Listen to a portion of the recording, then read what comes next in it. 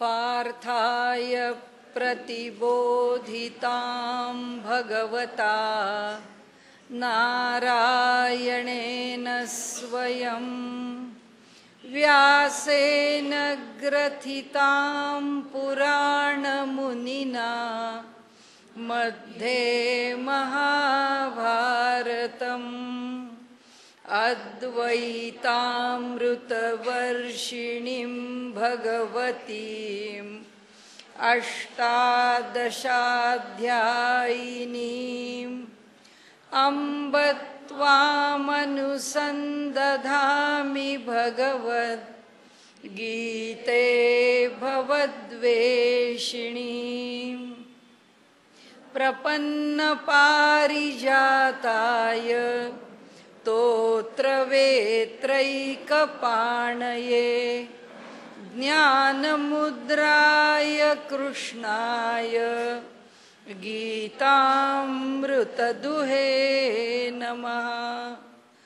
सद्गुरु प्रपन्नपारिजाताय स्तोत्रवेत्रैकपाणये ज्ञानमुद्राय कृष्णाय गीतामृतदुहे नमः। सद्गुरुं सच्चिदानन्दं केवलं करुणाकरं ज्ञानयोगेश्वरं वन्दे ज्ञानदेवं पुनः पुनः। आपल्या 6व्या अध्यायातला कुंडलिनी योग झालेला आहे आणि त्याच्या पुढे आपले गेल्या वेळी 2-3 श्लोकही झाले. 18वा श्लोक गेल्या वेळी पूर्ण झाला आहे. 19व्या श्लोकापाशी आलो आहे आपण आणि त्याची थोडीशी सुरुवात केली आपण. यथा दीपो निवातस्थो लिंगते सोमपास्मृता योगिनो यतचित्तस्य युञ्जतो योगमात्मनः.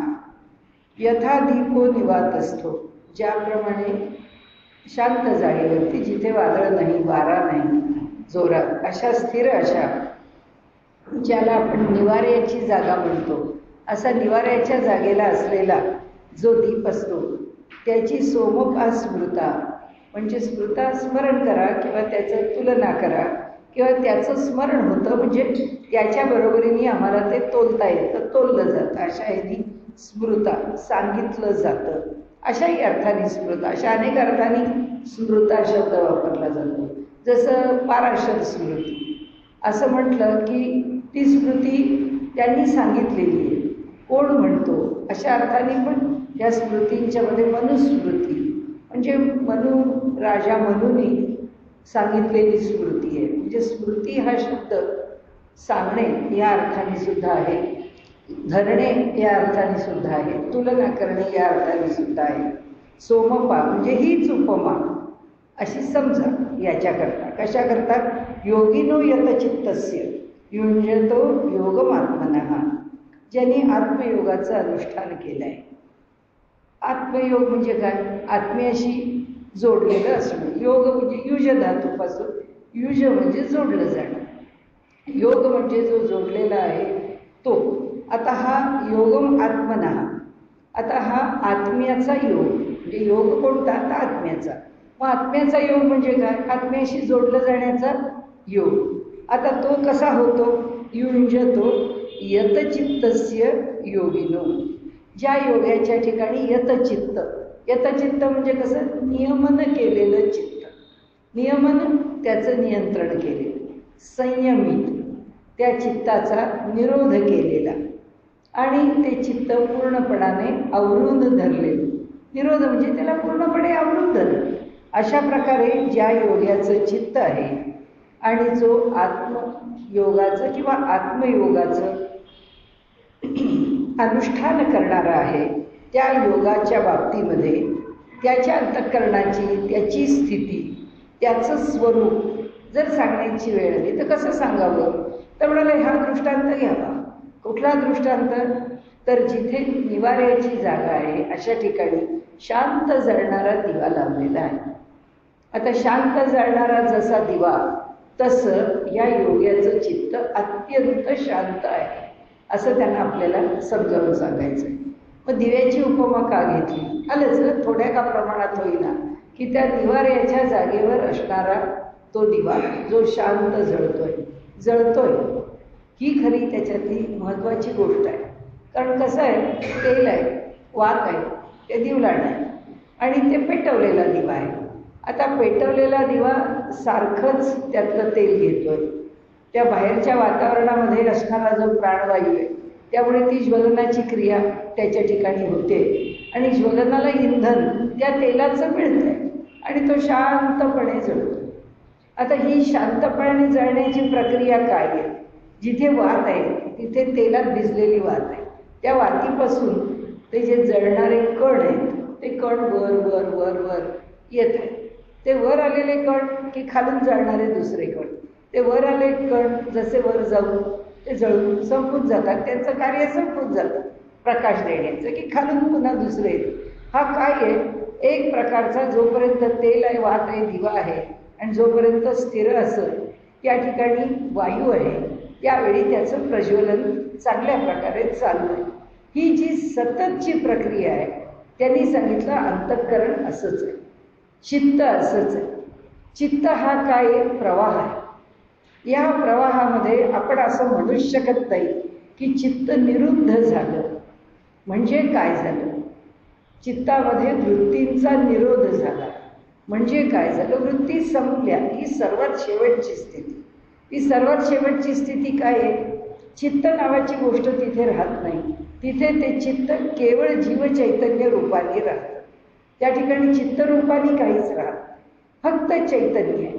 आणि आपलं आत्मचैतन्य आणि जीवचैतन्य अशी ती दोन चैतन्य आहेत. आणि म्हणून तो जो जीव आहे तो चैतन्य स्वरूपाला जेव्हा प्राप्त होतो तेव्हा वृत्ती नावाची गोष्ट संपलेली असते.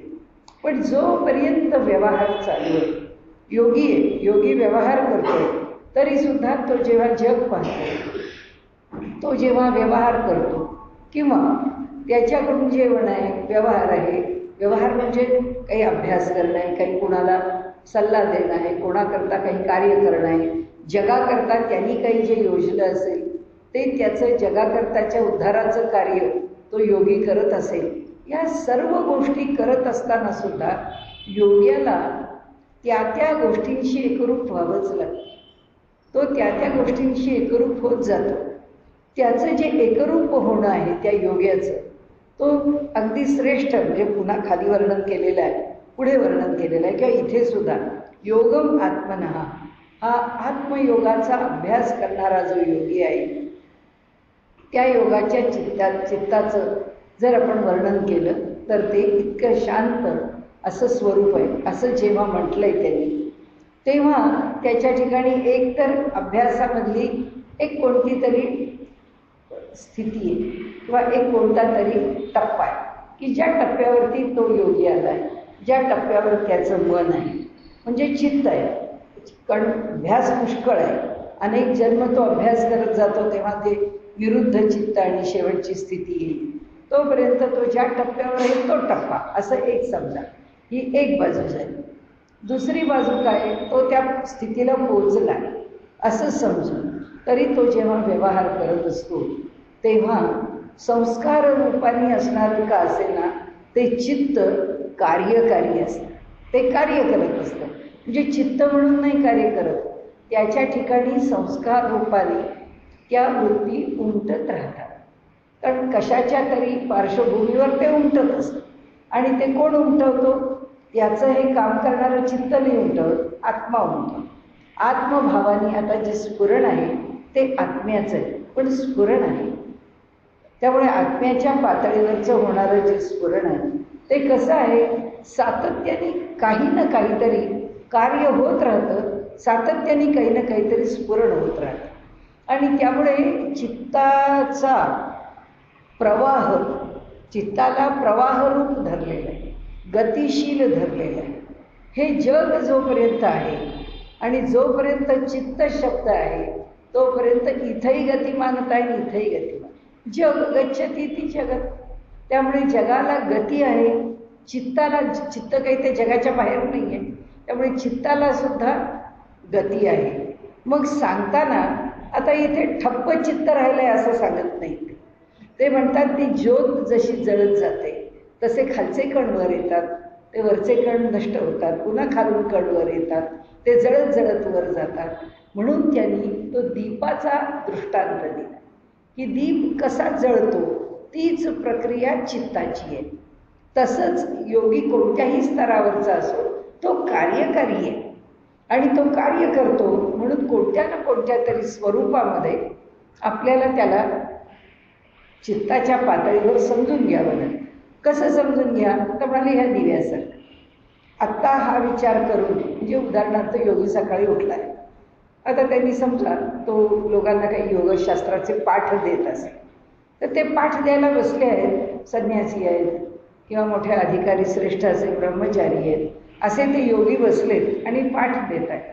आता ते पाठ देत आहेत आणि शंकराचार्य घेतलं तरी आपल्याला काही बिघडत. शंकराचार्यांसारखे सुद्धा श्रेष्ठ संन्यासी पाठ द्यायला बसले, मोठे आत्मज्ञानी पुरुष आहेत, ते पाठ देत आहेत. त्यावेळी काय करतायत, कर्मामध्ये आत्ता व्यस्त आहेत, ते कर्म करतायत, ते लोकांकरता का होईना कर्म करतायत ते. आणि त्यामुळे काय आहे, एक प्रवाह आहे कार्यरूप, तो त्यांना स्पर्शतो का न स्पर्शतो हा भाग नाही आहे, पण कार्य चालू. हे कार्य संपलं, सकाळचा त्यांचा पाठ झाला, सगळे विद्यार्थी उठले, आपापल्या खोल्यांमध्ये निघून गेले, गुरुजी पण त्यांच्या खोलीमध्ये गेले, ते ध्यानाला बसले, दुसरं कार्य सुरू झालं. म्हणजे दिवा जसा तेल आहे तोपर्यंत जसा जळतच राहतो, तसं योगी असला आणि त्याचं चित्त असलं, ते जरी निरुद्ध असलं, ते जरी आत्म्याच्या पातळीवरती एकरूप झालेलं असलं तरी कार्य ह्या जगात आहे तोपर्यंत आहेच. म्हणून तर लोकमान्य टिळकांचा दावा आहे ना की कर्मयोगाशिवाय दुसरा पर्यायच नाही. कारण म्हणजे कुठलाच क्षण नाही कश्चित क्षणमापी जातो तिष्ठत कर्म, कर्म न करता एक क्षणभर सुद्धा मनुष्य राहूच शकत नाही. त्यामुळे कर्म सतत आहे. तसं चित्ताला सुद्धा एक व्यग्रता, त्याच्या मागचं कारण बाजूला ठेवा, असं ते आत्ता ह्या क्षणी आपल्याला जेवढा भाग बघायचा आहे त्यातला तेवढा बघताना ते म्हणतात त्याची व्यग्रता कशामुळे. आमच्यासारखं चंचल चित्त नाहीच आहे, योग्याचं चित्त आहे, जे स्थिर चित्त आहे ते चित्त कशात स्थिर आहे, आत्म्यामध्ये स्थिर आहे. आत्म्यात स्थिर राहून आत्म्याच्या प्रेरणेने चित्त नावाचं एक संस्कार पतंजली सांगतात की शेवटी जेव्हा चित्ताच्या ठिकाणी विचार करणं शिल्लकच राहत नाही तेव्हा चित्त कोणत्या रूपाला येते, संस्कार रूपात. चित्ताची स्थिती चित्त म्हणून राहत नाही, केवळ संस्कार.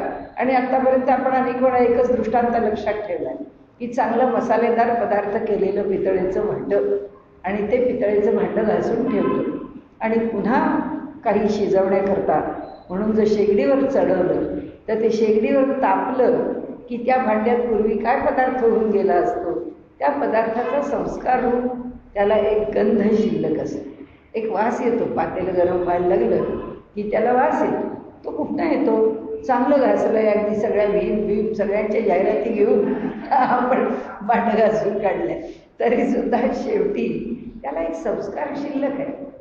आणि तसाच चित्त नावाचा एक संस्कार, आत्मा जरी सगळा व्यवहार शरीराकडून करून घेत असला तरीसुद्धा व्यवहार करून घेण्याकरता जे भान आहे, म्हणजे एखादा श्रेष्ठ पुरुष आहे त्याच्यामुळे 4 लोक येऊन बसले, अधिकारी आहेत, एक जण प्रश्न विचारतोय त्याचा दर्जा काय, दुसरा प्रश्न विचारतोय त्याचा दर्जा काय, कारण ह्याला काय सांगावं त्याला काय सांग. प्रश्न आहे ना, प्रत्येकाला एकच नाही आहे. म्हणून गीता सांगते ना आपल्याला की गाय बैल असो, कुत्रा असो, विद्वान पंडित असो, ह्या सगळ्यांच्या करता त्यांना देण्याची गोष्ट वेगळी आहे. गाईला ज्ञानेश्वरी देऊन काय उपयोग आहे, आणि म्हणाले त्या कुत्र्याला गवत खायला देऊन काय उपयोग आहे. तर ज्याला जे दिलं पाहिजे तेच त्याला दिलं पाहिजे. त्यामुळे तो आपल्या अधिकाराचा, समोरच्या माणसाचा विचार करून आपल्या अधिकारात आपल्याला जे सांगावंसं वाटतं ते तो सांगत असतो. ते सर्व सांगताना सुद्धा त्याचं कर्म प्रत्येकाकरता वेगळं असतं. आता ते तर त्याला बोलावं लागतं, ते तर त्याला वेगळं जाणून घ्यावं लागतं, त्याप्रमाणे त्यांची प्रतिक्रिया काय आहे ही बघावी लागते. त्याला जेव्हा समाजाला प्रबोधन करायचं आहे म्हणून तो बाहेर पडतो तेव्हा समाज मी काय बोलतो आहे हे किती स्वीकारू शकतो, त्या समाजाला काय रुचतं, त्याला कोणत्या पातळीवर जाऊन विषय सांगितला तर पटतो, हे सगळ्याचा विचार त्या योग्याला पण करावा लागतो. म्हणजे काय होतं, त्या एवढा मोठा माणूस असला तरी चित्ताला कार्यकारी व्हावं लागतं. म्हणून ते सांगतात की जसा दिवा जळत राहण्याचं कार्य करतो, तसा योगी सुद्धा या जगामध्ये स्वतःचं जीवन व्यतीत करणं आणि त्याच्याबरोबर त्याच्यावर जर जबाबदारी ईश्वर देतो, ती काही जबाबदारी कोणी व्यवहारी मनुष्य देतो असं नाही. जो खरा श्रेष्ठ योगी आहे तो कशाकरता जन्माला आलाय ते त्याचं त्याला माहिती, त्याचं नियोजित कार्य काय आहे ते त्याला माहिती आहे, त्याप्रमाणे तो कार्य करून जातो. आणि आपल्याला या जगात शहाणं करण्याकरता काही योगी आले, काही लोक, काही योगी किंवा काही लोक या जगामध्ये केवळ एक एक साधन मार्ग शुद्ध करून ठेवण्याकरता आले. एक एक साधन मार्ग आपल्या ठिकाणी आणखीन बळकट करण्याकरता. जसं तीर्थक्षेत्र आहे, त्याच्यावरती जाऊन जसे श्रेष्ठ पुरुष स्नान करतात, कशा करतात, त्यांना काय तीर्थक्षेत्री स्नान करून पुण्य मिळवायचे नाही, तीर्थक्षेत्राला अधिक पावन करायचं. आमच्यासारखे जाऊन तिथे डुब्या मारणार, म्हणजे आमचं सगळं पाप तिथे आम्ही विसर्जित करणार. देवा काय चुकलं असेल ते आता घ्या, गंगेला काय चुकलं असेल ते घे, माझी सगळ्या पापातून मला मुक्त कर. तर ती बिचारी स्वीकारते. आता तिला कोणी शुद्ध करावं, या सत्पुरुषांनी हे सगळे तिचे पापाचे जे साठे डोंगर तिला साठावे लागतात. त्यांच्या तीर्थी कुर्वंती तीर्थांनी असं आपल्याकडे जे म्हटलंय, त्यांना तीर्थरूप करतात, त्यांना आणखीन त्यांचे महिमा वाढवतात. म्हणजे थोडक्यात हे सगळं वेगवेगळं आपण का बोललो, कारण श्रेष्ठ अशा योग्याला सुद्धा कार्य चुकत नाही, कर्म चुकत नाही. तर कर्म आणि कार्य चुकत नाही, तर ती गती चुकत नाही. ती गती चुकत नाही म्हणून तो जो दिवा आहे, त्या दिव्याची ज्योत जशी जळण्याचं काम सारखं करते आणि एकानंतर एक एक एक एक कण जळण्याकरता जसा पुढे येतो आणि तो जळत जळत वर निघून जातो, पुन्हा पुढचे कण येतात, ते जळत राहतात, ते पुढे निघून जातात. तसंच याचं चित्त काय आहे, चित्त स्थिरच आहे, पण स्थिर याचा अर्थ ठप्प नाही आहे. म्हणजे नेहमी दृष्टांत आपण पूर्ण जाणून घेताना त्याचा त्या ठिकाणचा जो काही अर्थ आहे तो आपण लक्षात घ्यायचा की चित्तवृत्ती निरोध हा, निरोध केला म्हणजे त्याला रोखलं, चित्ताच्या वृत्तींना रोखलं. रोखलं म्हणजे आता ते पाण्याला बंधारा घातला तसं केलं का, किंवा नदीवरती धरण बांधलं तसं केलं का, नाही म्हणा. इथे फक्त आपण कशाचा विरोध करतो, चहा गेला की चहाच्या गाळण्याने चहा खाली घेतो आणि वरती त्या चहाची पत्ती, त्याची पूड काय आपण ज्या प्रकाराने वापरत असू चहा त्या प्रकारे तो गाळण्यात ठेवतो आणि खाली गाळलेला चहा घेतो. म्हणजे कशाचा विरोध करायचा आहे आम्हाला, त्या चहाच्या पावडरचा, त्या पत्तीचा विरोध करायचा. चहाचा विरोध नाहीच आहे, आम्हाला चहा पाहिजेच आहे गाळून खाली. त्यामुळे चहा घेतलाच आहे, त्यातलं दूध हवं आहे, त्यातली साखर हवी आहे, त्यातल्या चहाची चव हवी आहे, पण पिण्याकरता ती चहाची पत्ती किंवा पावडर नको आहे, पूड नको आहे, म्हणून ती गाळली. तसं आहे हे जे चित्त आहे, हे जसा नदीचा प्रवाह वाहतो तसं अखंड वाहत आहे, पण वाहताना त्या चित्तातले रज आणि तमगुण आम्हाला नको आहे. ते वाहणारे जे गुण आहेत ते एक सत्वगुण, अखंड सत्वगुण वाहत राहायला पाहिजे. आता हा कण सत्वगुण, हा कण सत्वगुण, हा कण सत्वगुण, हा कण सत्वगुण, हा कण सत्वगुण, म्हणजे झालं काय तयार, वाहतो आहे पण तो एक प्रकारचा एक सत्वगुण जसा स्थिर झाला. म्हणजे ह्या चित्ताची स्थिरता कशी जाणावी आपण, चित्त स्थिर म्हणजे ठप्प होऊन बसत नाही. ज्याला जडत्व म्हणतो, ज्याला आपण इनर्शिया म्हणतो, ज्याला आपण तमोगुण म्हणतो, तो चित्ताला कधीच येत नाही. चित्त प्रवाहीच आहे पण तेच वाहत आहे.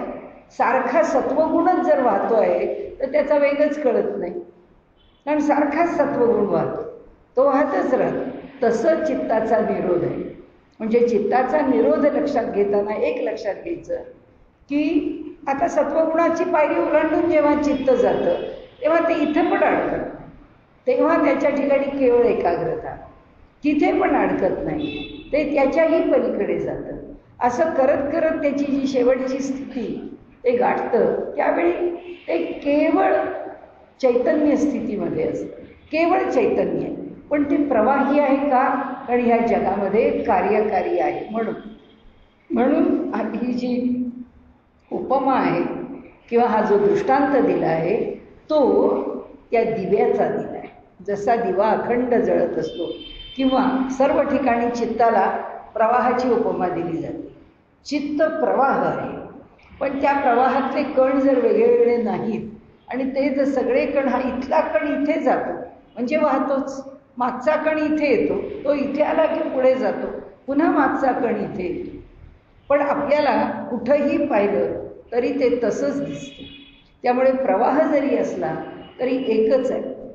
आणि म्हणून त्याला शब्द कसे येतात बघा, पर्यायी. एकाग्रता, त्यालाच पर्यायी शब्द आला ना, की चित्त एकाग्र झालं. एकाग्र झालं याचा अर्थ काय? त्या चित्ताचं जे पुन्हा पुन्हाचं स्फुरण आहे ते एकच राहील, कारण ते स्फुरित आहे, त्याला स्फुरण ते पावणारच आहे. कारण चैतन्य आहे ना देहामध्ये, ते चैतन्याने स्फुरण नाही पावलं तर देह कसा चालेल? आणि ह्याचं स्फुरण करण्याकरता अहंकाराचं स्फुरण झालं नाही तर आम्हाला ज्ञान कसं होईल? मी आहे, मी इथे येऊन बसले, मला ह्या पायऱ्या चढायच्या, कळणार कुठून? ते अहंकार जर स्फुरण पावला नाही, मी आणि मला आवश्यक असणारी जाणीव जर मला झाली नाही तर मी कशी येईन इथे? या इथपर्यंतच पोचणं अवघड आहे. रिक्षात बसले मला जर कळलंच नाही मी कुठं चालली आहे तर मी कशी माझ्या घरी पोचणार? पोचणं अवघड आहे, आपण पोचू शकत नाही, कारण आपण भ्रमित झालो, विशिष्ट कारणाने भ्रमित झालो. पण जर अहंकाराचं स्फुरणच संपलं तर काय झालं? तो कोमामध्ये गेला, त्याला जाणीवच नाही आहे, त्याला कशाचीच जाणीव नाही, तेव्हा तो कोमात आहे. जाणीव कशामुळे आहे? त्या अहंकारामुळे. म्हणजे वाहत काय राहिलं पाहिजे? सारखं अहमचं स्फुरण असं प्रतिक्षणाला घडतच राहिलं पाहिजे. तसं इथे दिव्यामधला प्रत्येक कण हा जळतच जातो. माग नाही तर ती वात कशी संपेल? नाही तर तेल कसं संपेल? नाही तर उजेड कसा पडेल? तिन्ही गोष्टी. किंवा तो कण जळतोय म्हणून, ते तेल त्या कणाला जाळतंय म्हणून, आणि त्याच्या जळण्यामुळे प्रकाश पडतोय म्हणून आम्हाला प्रकाश दिसतो. तसं त्यांनी सांगितलं हा योगी कसा आहे? हा आत्म्याच्या मध्ये स्थिर झालेला आहे. त्यांनी आत्मयोगाचं अनुष्ठान केलंय. म्हणजे काय केलंय? हे जे आत्ता आपण चित्ताचं स्फुरण म्हणतोय, हे स्फुरण कशाच्या पातळीवर आहे? त्याच्या ठिकाणी आत्म्याच्या. आपण आत्तापर्यंत सारखा जो विषय बोलत राहतो ना तो हाच आहे. तो आता सत्वगुणात स्फुरण करतोय का? नाही. तो रजगुणात स्फुरण करतोय का? नाही. तमोगुणात करतोय का? नाही. मग तो कोणत्या गुणात करतो? यातल्या कोणत्याच गुणात नाही. का? कारण तो गुणांच्या अतीत झाला, तो पलीकडे गेला, आता गुणांमध्ये राहिला नाही. मग गुणात नाही राहिला तो कुठं राहिलाय? आत्म्यात राहिलाय. आत्म्यात राहिलेला त्यांनी काय सांगितलं? योगम आत्मनः किंवा आत्मनः योगम. कोणता योग आहे हा? हा योग आत्म्याचा योग आहे. आत्म्याचा योग म्हणजे काय? कोणाशी? योग म्हणजे जोडलं जाणं. कोणाशी जोडलं जायचंय? आत्म्याशी. म्हणजे हा आत्म्याशी जोडला गेला. हा आत्म्याशी जोडला गेल्यावर काय होतं? आता व्हायचं आहेच, चित्त प्रवाहीच आहे. कारण प्रवाही नसलं तर चालेल का? आम्हाला कळणारच नाही वेळ बदलतीये, आम्हाला कळणारच नाही आम्हाला भूक लागली, आम्हाला कळणारच नाही आत्ता चालायचंय, आम्हाला कळणारच नाही कुठला उभा तो उभाच, बसला तो बसलाच, इकडे पाहिलं तिथेच पाहत राहिलं. पण कळणार कसं? त्या चित्तानी संवेदना दिल्याशिवाय त्याला कळणार आहे कसं? ती संवेदना कोणाकडनं मिळते? आत्म्याकडून. तो योगाने आत्म्याशी जोडला गेला त्यावेळी आत्ता मला संवेदना कोणाकडून मिळते? चित्ताकडून. मला चित्त शिकवतंय की बाई ग, हा जवळचा चष्मा लावून लांब पाहतेस, फार वेळ बघशील तर डोळे दुखायला लागले, काढून ठेव. जास्त बोलायचं असेल तर दुसरा चष्मा घे. हे कोण सांगतं? आपलं चित्त सांगतं आपल्याला की हे असं करू नका, डोळे दुखतात, डोळ्याला त्रास होतो, जवळचा चष्मा जवळचाच वाचायला बघावा, लांबचा चष्मा लांबच्यालाच बघावा. हे आम्हाला कोण सांगतं? चित्त सांगतं. योग्याला कोण सांगतं? आत्मा सांगतो. आत्मा सांगतो आता तू इथे आहेस, आता तुला हे कार्य करायचं आहे, त्या समोर तुझ्याकडे 4 माणसं आली आहेत, त्या माणसांनी तुला काही प्रश्न विचारले आहेत, त्यांच्या अंतःकरणात काही दुःख आहे, त्या दुःखाचं निवारण तुला करायचं आहे. मग तो स्फुरण कोण देतो? आत्मा. स्फुरण आम्हाला आत्माच देतो, त्यालाही आत्माच देतो, आम्हालाही आत्माच देतो. पण आम्हाला कोणत्या पातळीवर आत्मा स्फुरण देतो? देहाच्या पातळीवर. भगवंतांनी इथे कोणात वगळं निगळ केली नाही. भगवंतांनी काय सांगितलंय की आम्हाला ज्ञान कोणत्या माध्यमातून मिळते? बुद्धियोगम ददाम्यहम. मी तुम्हाला बुद्धियोग देतो. बुद्धियोग देतो म्हणजे काय? भगवंत आपल्याला स्फुरण देतो. एका क्षणात आपल्याला वाटतं नाही नाही ह्याचा अर्थ आहे ना असा. आता भले वक्ता असला तरी तो घरातून येताना काय वाक्य पाठ करून येतो का? नाही.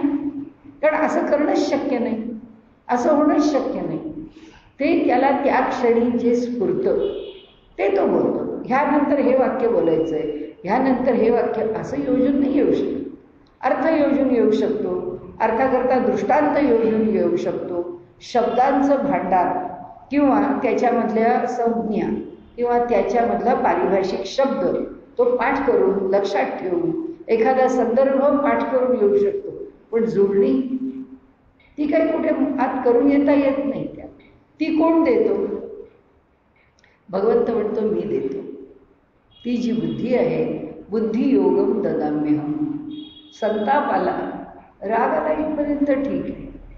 पण राग आल्यानंतर जे काही बडबड आपली सुरू होते, मनुष्य शिव्या द्यायला लागतो, काहीही बोलायला लागतो. आता तो त्याला बुद्धियोग कसा मिळतो? त्याच्या संस्कारांप्रमाणे. त्याचे जसे संस्कार आहेत, भगवंत म्हणतो तू ज्या संस्कारातून आलेला आहेस तेच संस्कार तुला स्फुरण रूपाने मिळणार आहे. आपण आपलं कर्म योजताना चांगल्या पद्धतीने योजत गेलो तर मिळणारं स्फुरण चांगलंच मिळतं. आणि आपण आयुष्याच्या शेवटी, आयुष्याच्या मध्यावर केव्हाही आपण काय म्हणतो, खरोखर अनेक वेळा असे प्रसंग आयुष्यात येऊ शकतात. अनेक जण आपल्या आत्मचरित्रातून लिहितात, आपण वाचतो आत्मचरित्र. ते म्हणतात त्या प्रसंगामध्ये जर मी बिघडलो असतो तर मी कुठे गेलो असतो माहिती नाही. मी जर माझा मार्ग सोडला असता तर मी काय केलं असतं माहिती नाही. मग त्यावेळी मला कुणी सावरलं, भगवंतांनी सावरलं. मग माणसाची ज्याच्यावर श्रद्धा असते, मनुष्य म्हणतो त्यांनी मला सावरलं. सावरतो मनुष्य आणि तो सावरून मग पुढे जातो. पण हा सावरण्याकरता बुद्धी कोण देतो? परमात्मा. तो कशाच्या पातळीवर बुद्धी देतो? तो त्याच्या संस्कारांच्या पातळीवर बुद्धी देतो. आणि मग दुर्योधनासारखा एक, आता जशी खोटी खोटी तत्त्वज्ञानं निर्माण केली जातात तसं दुर्योधनाने खोटं तत्त्वज्ञान निर्माण केलं. दुर्योधन म्हणतो मला काय चांगलं आहे मला माहिती आहे, मला काय प्रवृत्ती, चांगली प्रवृत्ती आहे मला माहिती आहे, पण नचमे निवृत्ती. पण मला ती चांगली प्रवृत्ती कळते, वाईट कळते.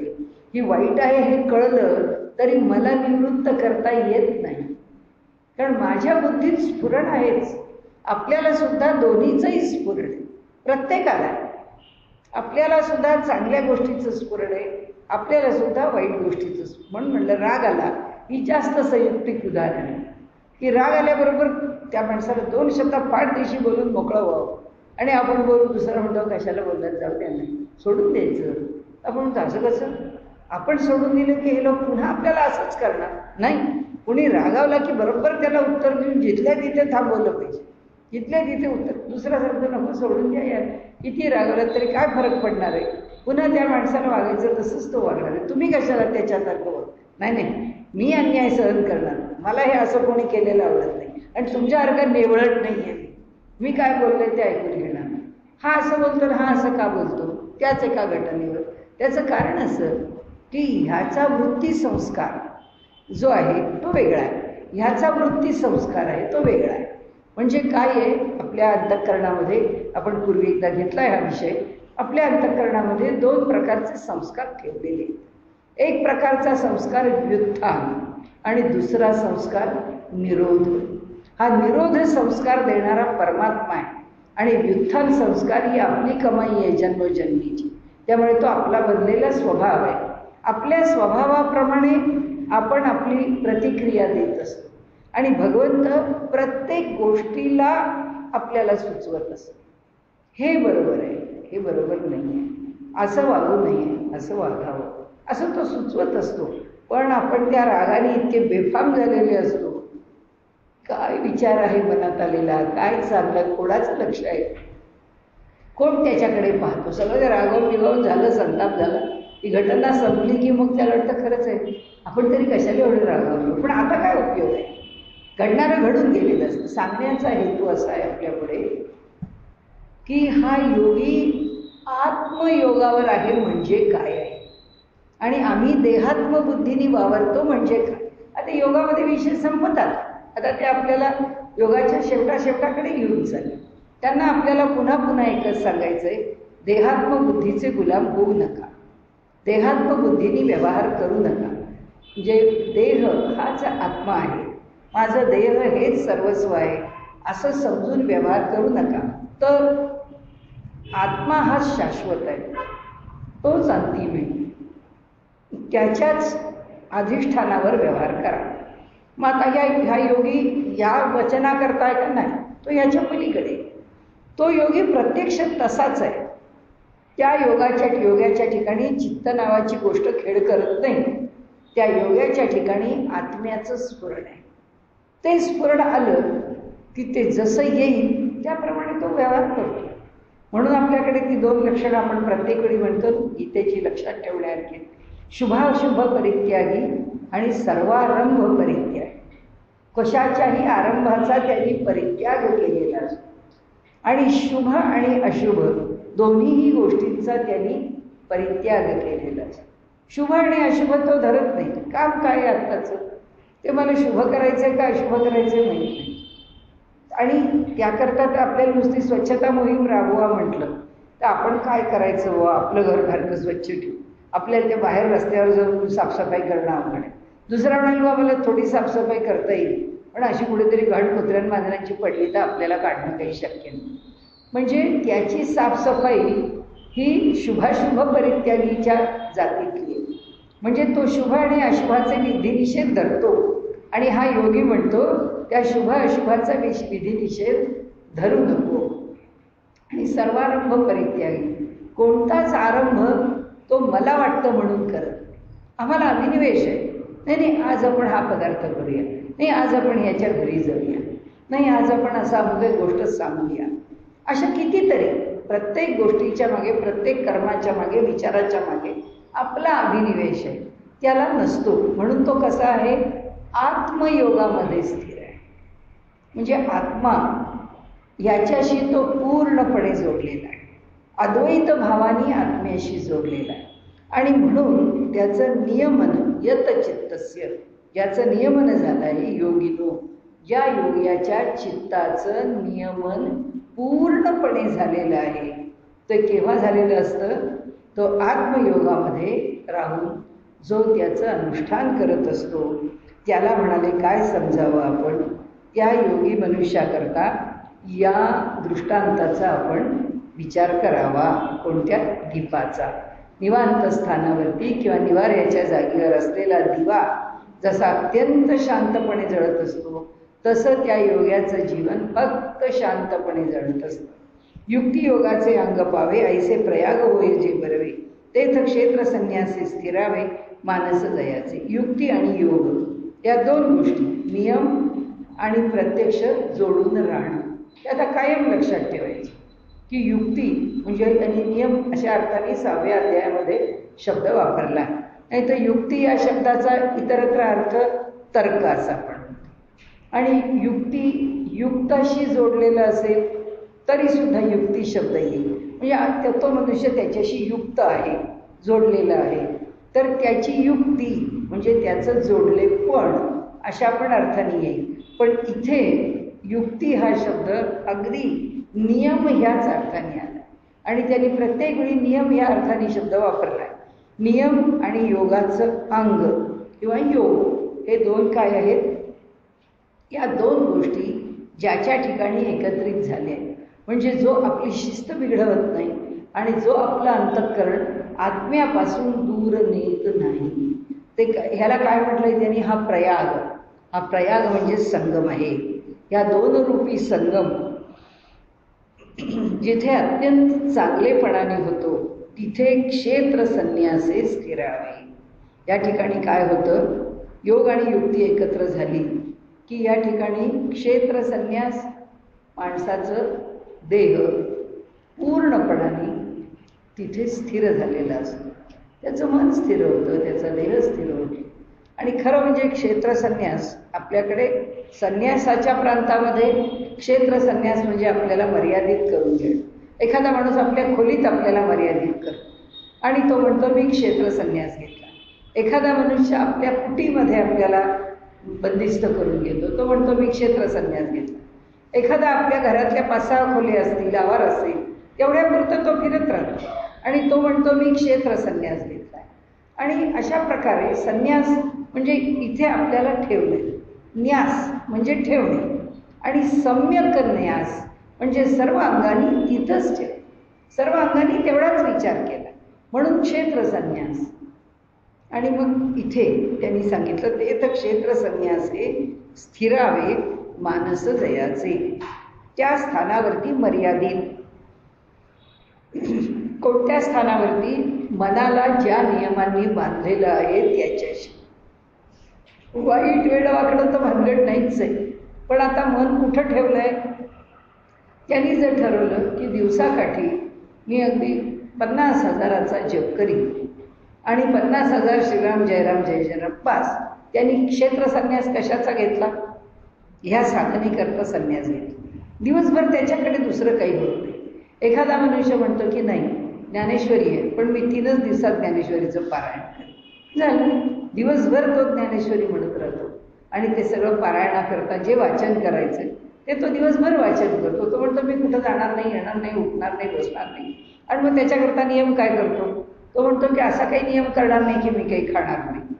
मला उठावं लागलं तर मी नक्की उठेन, कारण जेवलं पाहिजे, खाल्लं पाहिजे, पाणी प्यायलं पाहिजे. 3 दिवस असं मी काही न करता राहू शकत नाही. मग तो आपल्यापुरता आपला संन्यास घेतो. क्षेत्र संन्यास ज्या नियमांनी आपल्याला बांधून घेतला आहे त्याचा संन्यास. मग मी जेवणारच नाही म्हणणार नाही, मग तो त्याच्याकडून ठरवतो. आपण म्हणतो ना आपण एकादशी करणार, मग एकादशीला काय खायचं? कोणी म्हणतो मी काही खात नाही, कोणी एकादशीचं व्रत निर्जळा करणार, कोणी म्हणतं मी फळं दूध खाऊन एकादशी कर, कोणी म्हणतं मला साबुदाण्याच्या खिचडीपासून सगळे भेळ असो आणि काही दुसरं काही असो पक्वान्न केलेली उपवासाची सगळीच चालतात. आपल्याला काही वर्ज्यावर्ज्य नाही, उपवासाचे सगळे पदार्थ खाऊन आम्ही उपवास करणं. ज्यांनी त्यांनी आपल्याला त्या बंधनात ठेवले. बंधन कोणतं? 1000 पदार्थ जरी खाल्ले उपवासाचे तरी मी नक्की भात आमटी खाणार नाही. काय खाईन ते उपवासाचेच पदार्थ खाईन. मग त्याचं उद्या अजीर्ण झालं तरी चालेल, पण पदार्थ उपवासाचेच आहेत. नियमाने बांधलंय. कुठल्या ना कुठल्या तरी नियमाने बांधलेलं असणं, त्याला त्यांनी काय म्हटलंय? हा मनाला घातलेला क्षेत्र संन्यास. म्हणजे एखाद्याने ठरवलं हॉटेलमधलं जेवण वर्ज, आपण आता हॉटेलिंग या वयानंतर करणार नाही, असं जर त्यांनी ठरवलं तर हा त्याच्या मनाकरता क्षेत्र संन्यास. अमुक एका वयानंतर फक्त पांढरी वस्त्र परिधान करून क्षेत्र संन्यास. भोजनामध्ये पक्वान्न घेणार नाही, क्षेत्र संन्यास. प्रवासाला खूप लांब जाणार नाही किंवा हिमालय सोडून खाली उतरणार नाही, क्षेत्र संन्यास. एक नियम आहे, त्या नियमामध्ये मनाला बांधलंय आणि मन त्याप्रमाणे त्या ठिकाणी ठेवले. म्हणून ते सांगतात ते तर क्षेत्र संन्यास आहे स्थिरावे मानस जयाच. त्याच्या मनाला स्थिर केलंय त्या विचारांच्या मध्ये. तया ते योगयुक्त म्हण, अर्जुना त्याला योगयुक्त म्हण. हेही प्रसंगे जाण, हे सुद्धा एका विशिष्ट पद्धतीने जाणून घे. कोणत्या पद्धतीने जाणून घे? ते दीपाचे उपलक्षण निर्वातीची, निर्वात दीपाच्या उपलक्षणांनी दृष्टांतांनी जाणून घे. आता तुझे मनोगत जाणवणी काही एक आम्ही म्हणवणी, ते निके चित्त देऊनी परिसारेगा. आता तुझ्या मनात काय आहे ते मला समजलेलं आहे, तुला काय पाहिजे माझ्याकडून ते मला कळलंय. तुझे मनोगत जाणवणी काही एक आम्ही म्हणवणी, म्हणून मी तुला काही एक सांगायचं ठरवलं. ते निके चित्त देऊनी, ते अगदी मनापासून लक्ष देऊन परिसावेगा, ऐकावं. तू आता मला कळलंय तुला काय पाहिजे ते, मला काय सांगायचंय तेही मी ठरवलंय. आता तू लक्ष देऊन ते ऐक. तू प्राप्तीची चाड वाहसी परी अभ्यासू दक्ष नवसी. तुला ह्या योगाचं फळ पाहिजे पण तुला अभ्यास नकोय.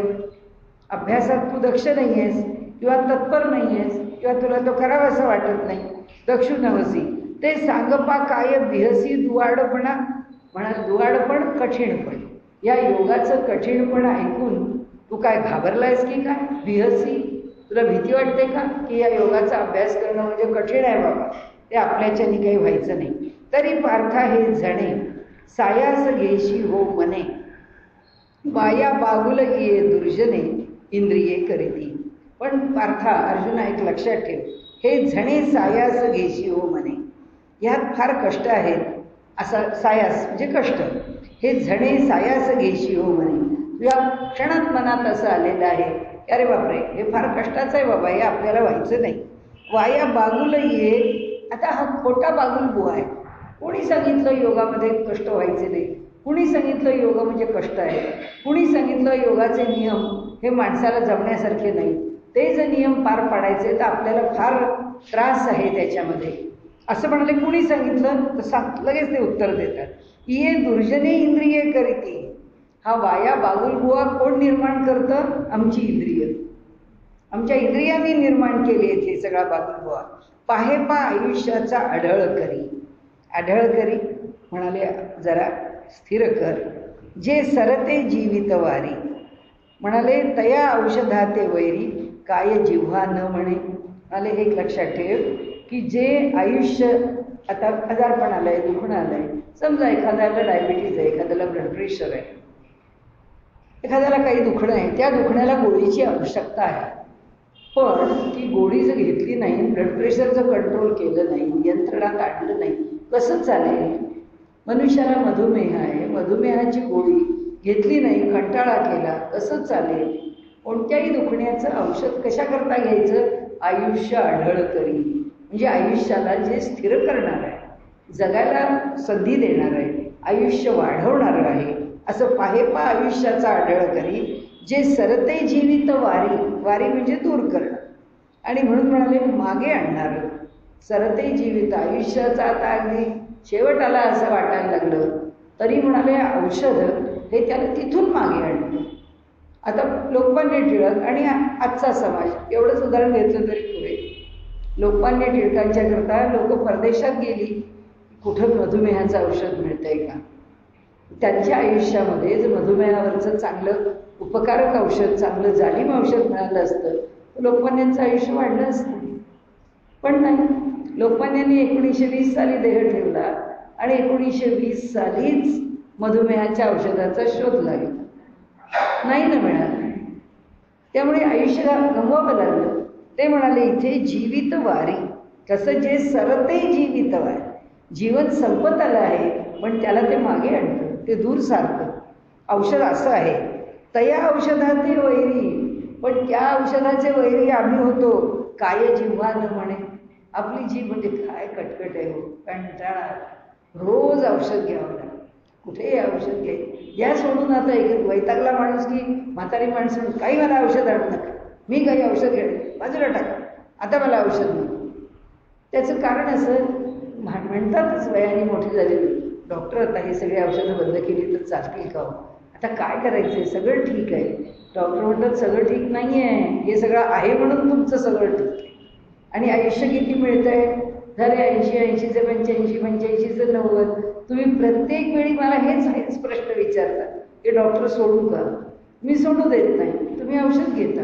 आयुष्य वाढतं कशामुळे? त्याच्यामुळे. पण म्हणाले ज्यांनी औषध आयुष्य वाढतं अशी औषधं घ्यायला सुद्धा जीभ तयार नाही. आता ही जीभ कोण? हा देह असला तर जीभ आहे, नाही तर तिला काय बोलायला जागा आहे? म्हणजे आजच्या इंग्रजी भाषेत बोलायचं, देहच राहिला नाही तर जिभेला काय से आहे? काय बोलणार आहे ती जीभ? तिला तर देहच नाही राहिला, पण ती हट्ट करत राहते आपला की मला औषध नको. त्यामुळे तसं आहे की तू जे सांगतोयस ना की जे जीवनाचा उद्धार करणारं असं योगाचं शास्त्र आहे, ते शास्त्र जर थोडं तुला कष्टप्रद वाटलं किंवा तुला ते वेगळं वाटलं, तू का त्याचा बाऊ करतोस? घे ना, ज्याचा लाभ आहे तुला ते सुद्धा स्वीकारायला तू तयार नाहीस. म्हणून ते पुढे म्हणतात ऐसे हितासी जे जे निके. तुला सांगतो म्हणाले हे कोण करतं? तर म्हणाले ते सदाची या इंद्रिया दुखे. तुला नाही, तुझी इंद्रिय म्हणतात. सगळं सुखाचं आहे, जे केलं तर सुखाचं आहे, ते करू नको असं मात्र तुझी इंद्रिय म्हणतात. एरवी सोपे योगासारखे काही आहे, हे तर माऊलीनीकडंच गाठली आहे. माऊली म्हणतात नाही तर म्हणाले योगमार्गासारखा कोणता सोपा मार्ग आहे का? म्हणाले योगासारखं तर सोपं काहीच नाही. यत्रोपरमते चित्तम निरुद्धम योग सेवया. निरुद्ध शब्दाचा अर्थात आपण इतका बघितला, तो कायम एक लक्षात ठेवायचा की योगामध्ये निरुद्ध चित्त का म्हटलं. निरुद्ध म्हणजे ते साचलेल्या डबक्यासारखं नाही, असं लक्षात ठेवून ते प्रवाही जलासारखं आहे. एवढं लक्षात ठेवलं की आपल्या लक्षात राहतं. कारण असं डबक्यासारखं जर ते साठवलं ना तर त्या चित्ताचं फार लोणचं होतं. ते वाहतच पाहिजे, ते वाहतच राहतं आणि एकाच भावामध्ये वाहतं. आणि तो भाव कोणता आहे? ब्रह्मभाव आहे, बाकी दुसरं काय. ज्या ठिकाणी कुठल्याही विकाराच्या पलीकडे असणारी जी एक सलग स्थिती, सातत्याने असणारी स्थिती. म्हणून यत्रोपरमते चित्तम निरुद्धम योग सेवया.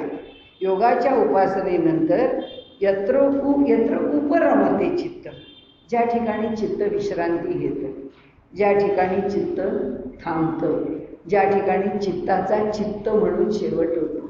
चित्ताचा चित्त म्हणून केव्हा शेवट होईल? जेव्हा वृत्ती नंबर 1 नंतर वृत्ती नंबर 2 निर्माण होत नाही तेव्हा. तेव्हा मग वृत्ती किती? 1. वृत्ती नंबर 1, त्यानंतर वृत्ती नंबर 1च. 100 झालं तरी सुद्धा वृत्ती नंबर 1च. सगळ्या वृत्ती एकच उत्पन्न होतात, ही एकच वृत्ती आहे. म्हणून चित्त कसं झालं? निरुद्ध झालं. योग सेवया, योगाच्या साधनेमुळे. यत्र चैवात्मनात्मानं पश्यन् आत्मनि तुष्यति. आणि म्हणाले इथे काय होतं की याला यत्र चैवात्मनात्मानं, यत्र च एव आत्मना आत्मानं पश्यति. आत्मना आपण जीव म्हणू आता इथे पाहिजे तर. ज्या ठिकाणी जीव परमात्म्याला, परमात्म्याला जाऊन भेटतो, पश्यती पाहतो, त्यावेळी आत्मनि तुष्यती. अंतःकरणामध्ये, हृदयामध्ये, जीवात्म्याच्या ठिकाणी, अंतरात्म्याच्या ठिकाणी, आत्मस्वरूपात असताना, देहातल्या देहात, काही बाहेर कुठं जायला नको, काही नको. ते म्हणाले आत्मनेच अनुभव घेतो. सुरुवात कुठून करतो अनुभवाला? आत्मनी. तो जो आत्मा, त्याला कोणाला म्हटलं आत्मा? अंतःकरण चतुष्टयात. त्या आत्मनात्मानं, आत्माच आत्मानं, आत्म्याला पश्यन् आत्मनि तुष्यति. म्हणाले आत्म्याला आत्मस्वरूपात पाहिल्यानंतर तो तुष्ट होतो.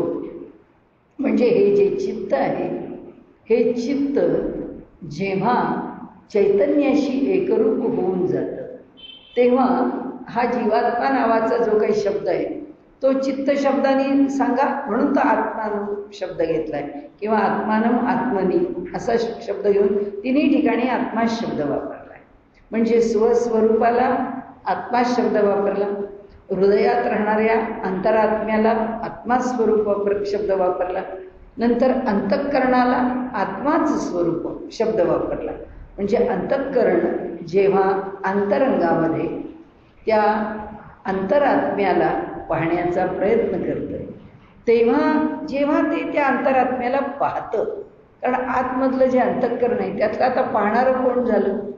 त्याच्यातलं मन, बुद्धी, चित्त निघून गेलं आणि अहंकाराचा जो वाईट भाग आहे, अहंकाराचा जो त्याज्य भाग आहे तो पण निघून गेला. मग काय शिल्लक उरलं? त्या जीवाचं शुद्ध स्वरूप शिल्लक, चित्ताचं शुद्ध स्वरूप शिल्लक राहील. म्हणून आपण बाहेर तत्त्वज्ञानात काय म्हणतो? चित्तशुद्धी. चित्तशुद्धी म्हणजे शेवटी काय? हे सगळं दूर होणं. असं ते शुद्ध झालेलं चित्त आहे जेव्हा आपल्याच हृदयामध्ये त्या अंतरात्म्याला पाहतं तेव्हा काय होतं? हे शुद्ध चित्त आहे आणि हा अंतरात्मा आहे. हे पाहणं जेव्हा संपतं, जेव्हा चित्तच अंतरात्मा होऊन जातं, तेव्हा काय शिल्लक उरतं? ते श्रेष्ठ परमात्मा तत्व. आणि म्हणून त्यांनी इथे म्हटलं की पश्यन् आत्मनि तुष्यति. जेव्हा अंतरात्मा, जीवात्मा किंवा अंतरात्मा आणि शुद्ध चित्त हे जेव्हा एक होऊन जातात, हे एक झाल्यावर आता एक होतात असं सारखं म्हणायचं कामच नाही. ते एक होतात तेव्हा तो परमात्माच होतो, ते एक होतात तेव्हा ते आत्मतत्वच होतं, ते एक होतात तेव्हा त्या सर्वश्रेष्ठ स्थितीला तो प्राप्त होतो. आणि काय होतं म्हणाले, तुष्यती, म्हणजे ही स्थिती आल्यानंतर आता तो बाहेरच्या व्यवहारात रमत नाही, तो आत्मस्वरूपामध्ये रमून जातो. म्हणजे आता काय झाला अर्थ त्याचा, जेव्हा चित्ताचा उपरम होतो, जेव्हा चित्त बहिर्मुख राहत नाही, जेव्हा चित्त शांत होतं, तेव्हा ते विश्रांतीला येतं आणि चित्त निरुद्ध होतं. त्याचं साधन कोणतं तर योग. त्या साधनाने शुद्ध झालेलं चित्त जेव्हा अंतरात्म्याशी एकरूप होऊन जातं, त्यावेळी ते आत्मस्वरूपात राहून संतुष्ट होतं. म्हणजे पुन्हा आत्मा आत्मा आत्मा आपण लक्षात ठेवायचे. यातले तिन्ही शब्द, सुखम आत्यंतिकम यत् तद बुद्धिग्राह्यम अतींद्रियम वेत्ती यत्र न चैवायम स्थितश्चलती तत्वतः. म्हणाले सुखम आत्यंतिकम, म्हणजे जे अत्यंतिक, जे सुख आत्यंतिक आहे म्हणजे असीम आहे, अमर्याद आहे, ज्याची गणती करता येत नाही असं आहे. ते कसं आहे, अतींद्रिय आहे. आमच्या इंद्रियांना ते सुख कळू शकत नाही, ते सुख त्यांना पाहता येत नाही, असं ते सुख आहे. मग ते कुणाला ग्राह्य आहे, बुद्धीला ग्राह्य आहे. बुद्धीला ग्राह्य आहे म्हणजे हे जी विचार करते या बुद्धीला ग्राह्य आहे का, नाही.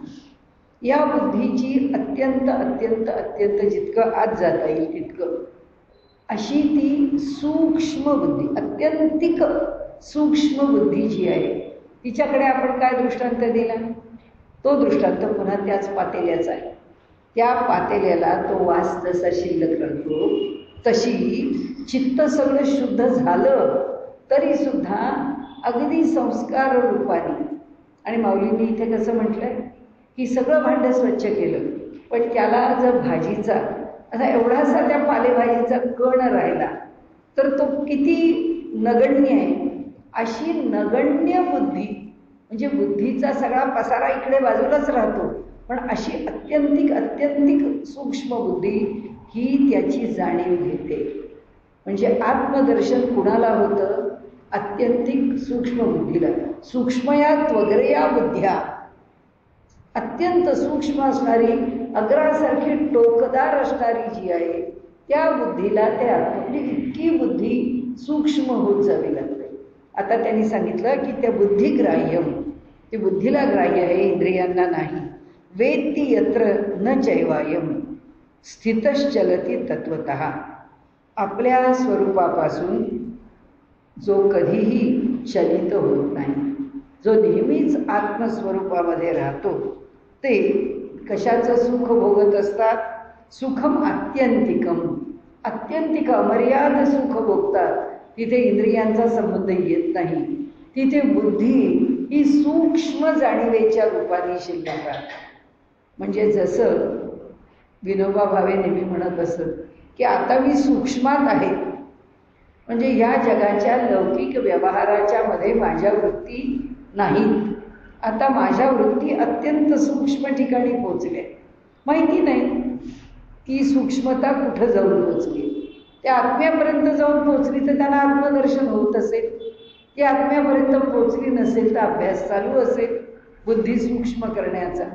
म्हणजे जाणीव सूक्ष्मतर सूक्ष्मतम होत जाते, ती अत्यंत सूक्ष्म होत जाणं आणि चित्त एका बाजूने शुद्ध होत जाणं.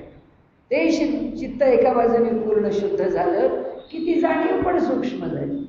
ती जाणीव सूक्ष्म झाली की ती त्या आत्म्याला पाहू शकते.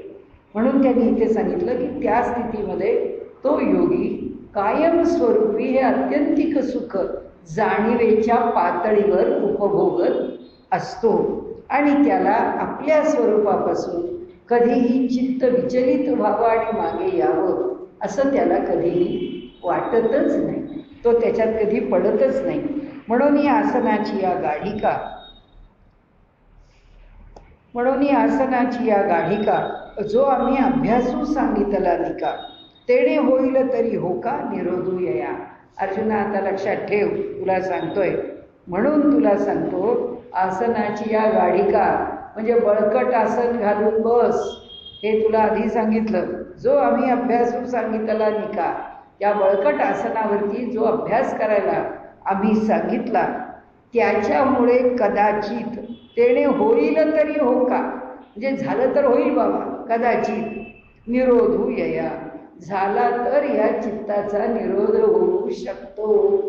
मी जे सांगितलं आहे त्या पद्धतीने आसन बळकट घालून जर बसलाच अभ्यासाला तर एरवी तरी येणे योगे, जै इंद्रिया विंदाण लागे, तै चित्त भेटोरी गे आपण पया.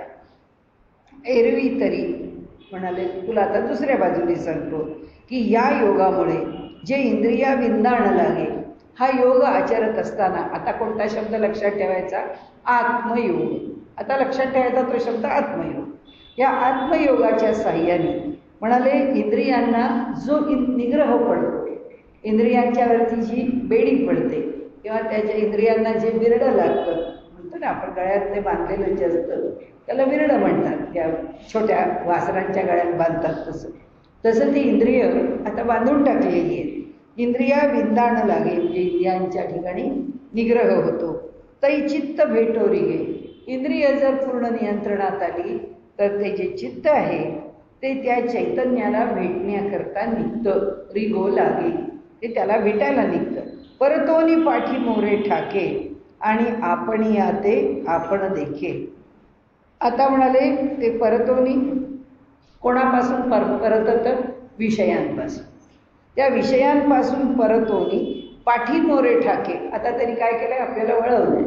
म्हणजे माऊलीने काय सांगितलं? प्रत्याहार केला की प्रत्येक इंद्रियांचा जो जो आहार आहे त्या आहारापासून इंद्रिय वळली आहेत, ती मुरडली आहेत आणि मुरडून आतमध्ये गेली आहेत.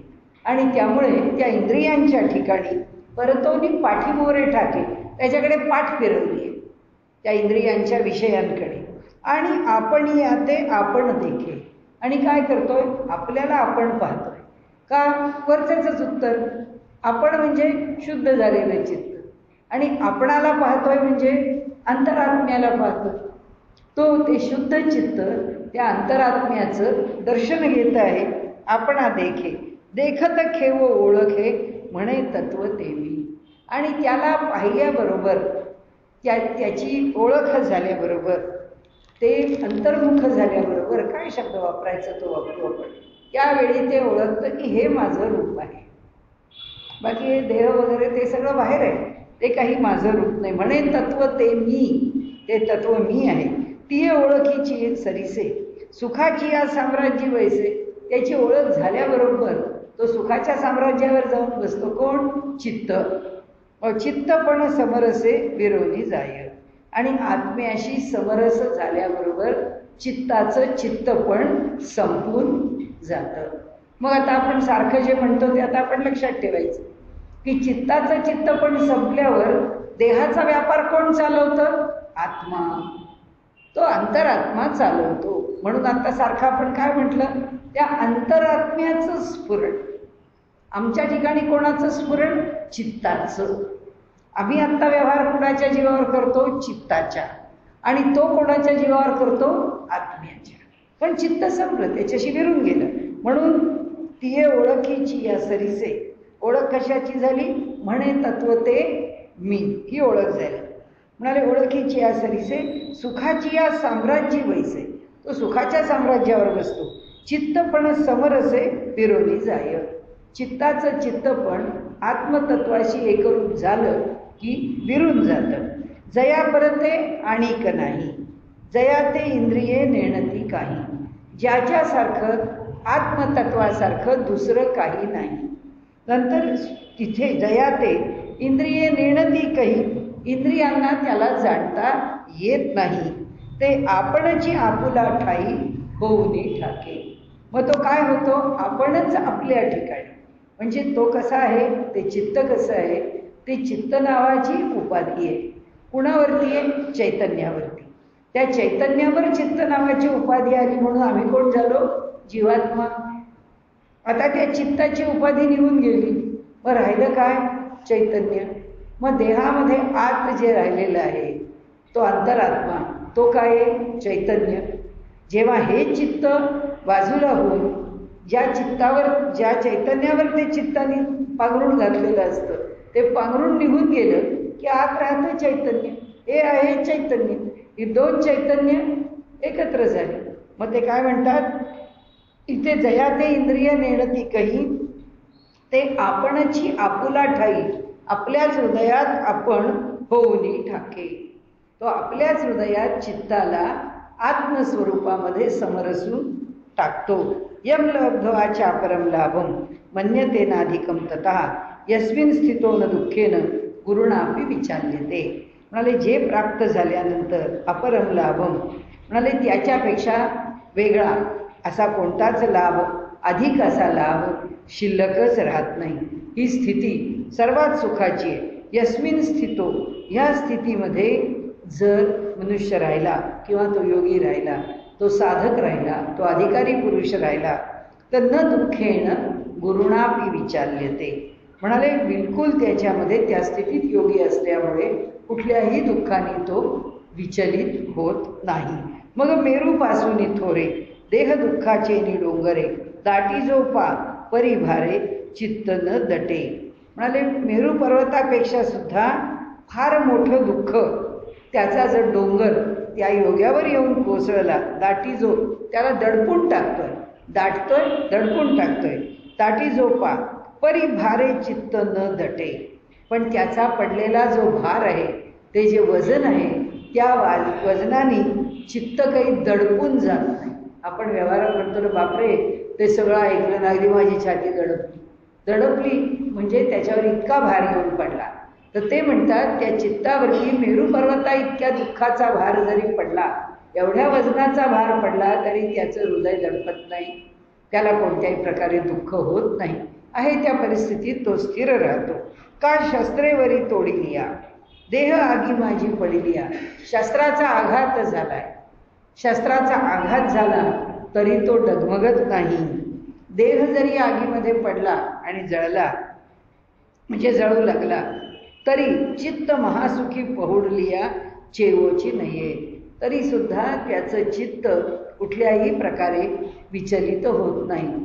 राजा जनकाचं उदाहरण देतात ना, की एक त्यांचा शिष्य एका पादसंवाहन करतोय, एका पायाला पाय दाबण्याची सेवा करतोय आणि त्यांचं दुसरं पाऊल जे आहे किंवा पाय आहे तो त्यांनी जळत्या आगीवर ठेवलेला आहे.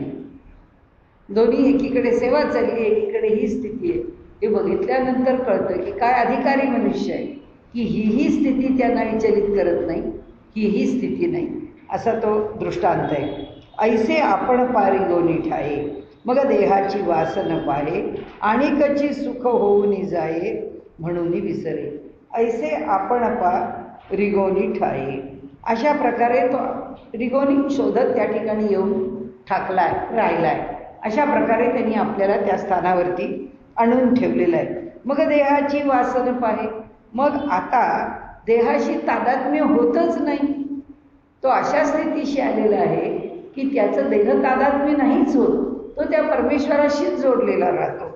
वासन पाहे म्हणजे आता आपल्याला साधं सूत्र कायम लक्षात ठेवायचं, देहबुद्धी ते आत्मबुद्धी करावी सम. देहबुद्धी राहत नाही, ती आत्मबुद्धी होते. आता ती आत्मबुद्धी होते म्हणजे काय होतं ते आपण पाहिलं. आणि म्हणून त्यांनी सांगितलं की म्हणून आणिकची सुख होऊन जाये, उलट तो अत्यंत सुखात राहतो म्हणून विसरे. म्हणून चित्त देहाला विसरून जाते. त्या ठिकाणी लक्षात ठेवण्यासारखं आता काही शिल्लक राहत नाही. आता उद्याला आपण पुढचा श्लोक घेऊ. न विद्या दुःख संयोगा योगम योग संहितम न निश्चयेन योक्तव्यो योगो निर्विण्ण चेतसा.